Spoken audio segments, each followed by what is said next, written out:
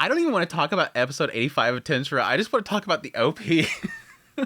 The OP for this episode is so freaking good. I think this is easily one of my favorite OPs. It's really the styling of the song itself is more to my taste than what you typically get with OPs for Tensura. It's Dalko and Giga and Teddy Lloyd. Teddy Lloyd is enough to catch my attention. I love Teddy Lloyd's music, but my gosh, dude.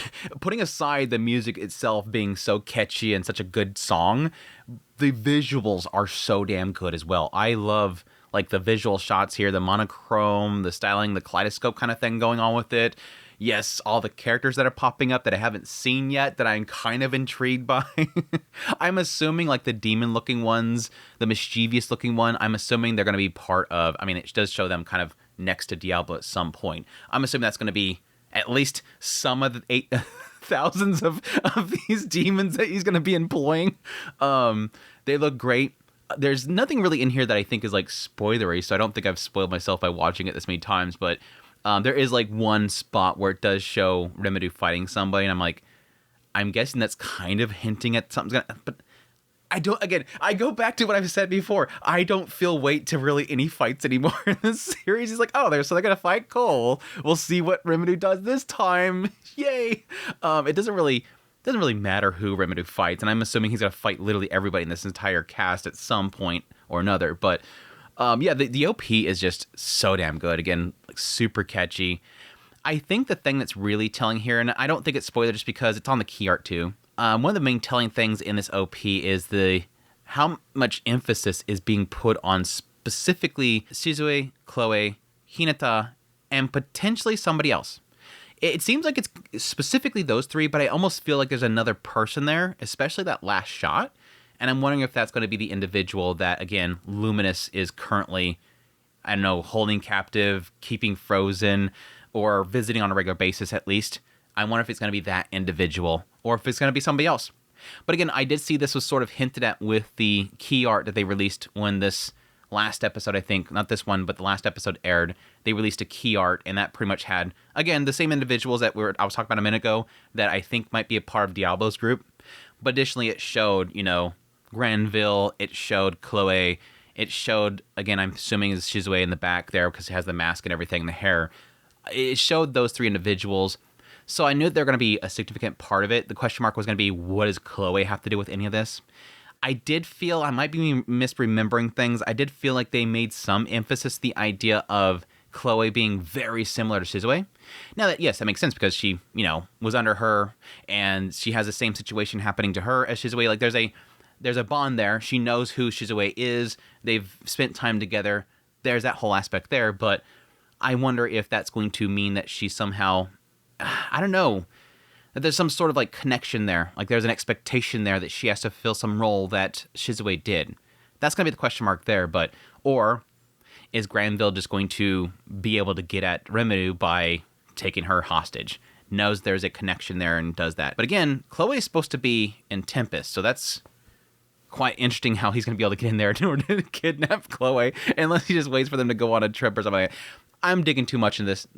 I'm going way too far down the theory rabbit hole that we're getting way too lost here. But again, very, very cool OP.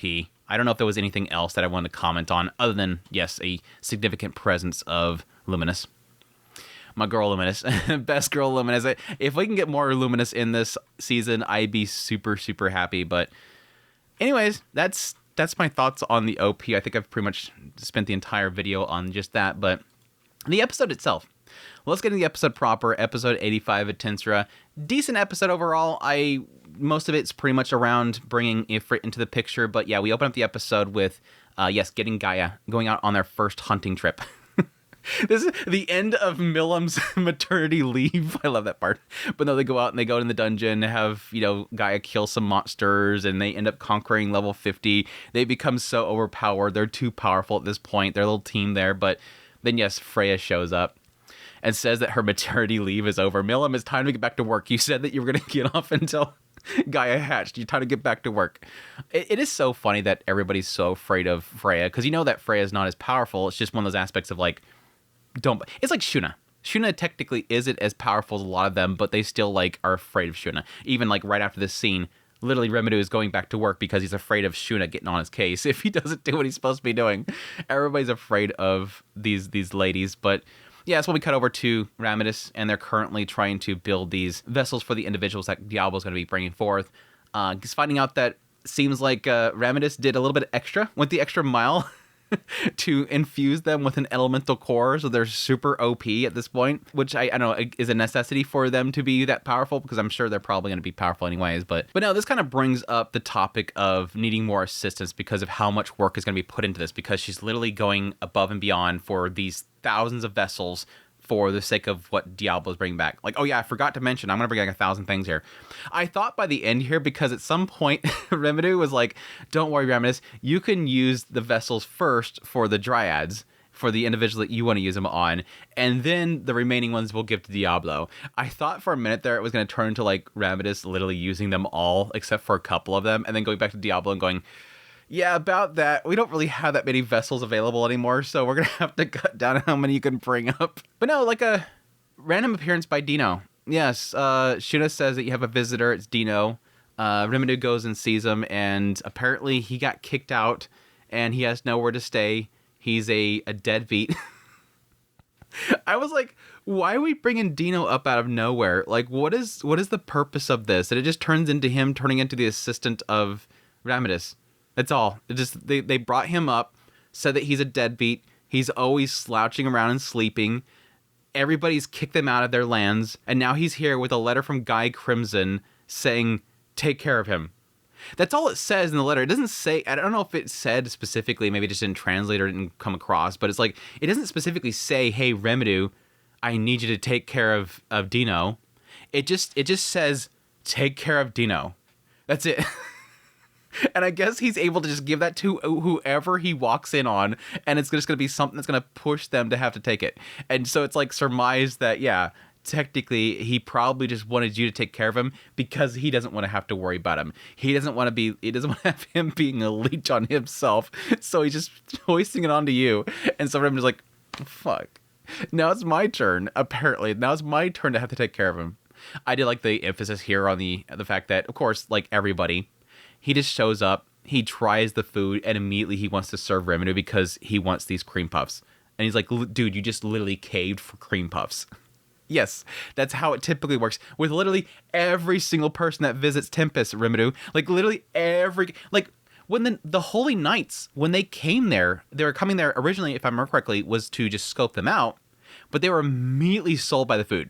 Literally everybody that shows up is sold by the food. Hinata was sold by the food. Everybody is. But no, going back to what I said originally, the annoying thing about Dino, and they might get into something later on with him, but like I noticed by the end of the episode what Dino was brought up for. Like it almost feels like the author like brought Dino into the picture specifically because they wanted to have a new character to be a shock character. Like, everybody is so used to what they're able to pull off. Like, literally, they're, again, infusing these elemental cores inside of these vessels in order to bring, spirits into them. And he somehow manages to pull Ifrit into it and create a Flame Lord, and nobody cares. It's just, they did it again. There it is again. They created a flame. He befriended a Flame Lord. They have to bring somebody new into the picture because nobody's surprised anymore. So Dino's brought in to just be a shock character, and everybody has to go, if you're gonna be here, you gotta stop being surprised by what he does. But he literally befriended a Flame Lord. There's an elemental dragon here, and they're Flame Lord and Veldora. And I don't know. But yes, Rimuru brings him in as the assistant to Ramidus, and then yes, we find out that they were trying to infuse the energy of Veldora into the vessels in order to make them stronger, the golems, and it ended up turning its bone structure into a new material that we're going to provisionally call Dragotite. Dragotite. That was the name. That name just got me. I'm sorry, Dragotite. We also find out that Veldora desperately wants an assistant too. Everybody's getting assistants, and I need an assistant. But all you're doing is just basically being the boss of the dungeon and assisting Ramidus. Yes, but I need somebody to praise me and tell me that I'm doing a good job. And so he wants Ifrit. Yeah, this is a little bit left field. I should have picked up on that too. I don't know why I didn't pick up on that. The fact that technically Veldora did put a salamander inside of the core, which would imply that he has some sort of power over fire. I guess I've at this point forgotten that he's more wind-based, but now it kind of clicks for me. I mean, it clicks for Rimuru too, the idea that he was controlling fire itself. But yeah, Veldora wants to summon out Ifrit from inside of Rimuru and make him become his assistant. I like that moment where Rimuru is like, do you think it's going to be okay? Like, he was technically under the Demon Lord Leon. I don't think he's just going to turncoat that quickly and serve you. No, it's good. Wait, did you talk to him? Like, literally, he's inside of him. He's like, wait, are you talking to him right now? Are you talking to him right now? I got a kick out of that. That was a funny little bit there. But yeah, they end up infusing it, bringing it out. And for some reason, Ifrit comes out as a female because they surmise that it's probably because of the core, but also because of Veldora probably wanted that. But it works out because I have his power now, and that's making me really strong, and I have wind magic now. And then he gets his name, and that evolves him to a Flame Lord, which grants him even more powerful flames, but then he has his dude body back. But then he finds out that if he switches over to the female body, he has powerful wind magic. We'll just throw the whole everything that... What sticks at this point? Let's just keep throwing stuff until they stick at this point. It makes sense, I guess, if these are different like forms of evolution, potentially, that he's able to kind of switch to, question mark? Like, is he at this point able to devolve into the female form, and then that is the form that Veldora has granted him with that power? And because they were infused with a name, and that gave him even more power, that evolved them, and so they have the evolution form of the Flame Lord, which allows them to have even more powerful fire magic. So they just have to keep switching back and forth, and they could do that at any call. Okay, I guess it makes sense at this point. I guess to the point of Dino here, he's like shocked about it. I'm kind of shocked by it. So I did like getting a little bit into the idea of grudges, though. That obviously Rimuru did stop Ifrit, destroyed them, and so they might hold some sort of grudge. Again, they were serving Leon, and they were, attached to Shizue, and then Rimuru stopped that, and now he's calling him back to say, basically, work for my subordinate.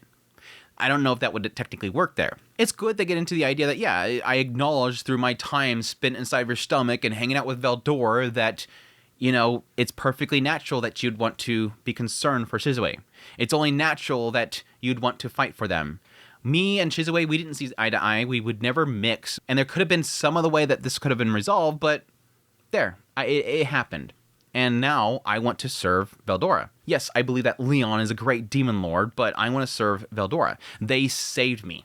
You could have destroyed me completely, but during the process of being consumed by you, he brought my consciousness over towards him, and we hung out for a little bit, and I'm technically saved by Veldora. I could have been completely consumed at that point, but no, he saved my consciousness. He kept me from being destroyed at that point. It's a cool little, at least, acknowledgement of there being some sort of process here that Veldora facilitated that led to this end of, oh, now we have another OP character in the mix. Though, that all said, hopefully we get more character out of Charis. Charis is so far shrug. I'm not really getting much personality out of them besides just kind of, I want to do this. Yes, master. What do we do next, master? Cool, master. My prediction here is that potentially the chemistry between Veldora and Charis will be why it's going to be entertaining. That because Veldora is so ha ha ha ha ha, what next? I'm so great, right? Ha ha ha ha. I'm hoping that Charis is going to sort of play off that a little bit more because their personality seems a lot more stone. But we'll see. Anywho, yeah, we wrap up the episode with them bringing in some of the dryads as well. That nearly 10 of them evolved into dryads similar to Trini. So that was interesting. Up to over 100 treants in the labyrinth, which, what does that mean? They have 90 or so more? I forget how many dryads were in there before, or if they even had any bodies before. I forget. But yeah, decent episode overall. We did have a little wrap up at the end where Diablo is still flying around looking for his individuals that he's chosen. Got a little bit of brief shot of each one of them. They look pretty cool. So we'll see how they turn out. But That's next week. I think it's next week. Based on the title, it kind of gives me a sense that's going to be Diablo's group is that title. I forget what the name of it was. But anyways, that's my thoughts on the episode. Hope you guys enjoyed this video. As always, if you did, hit the like button down below. Until next time, y'all take care.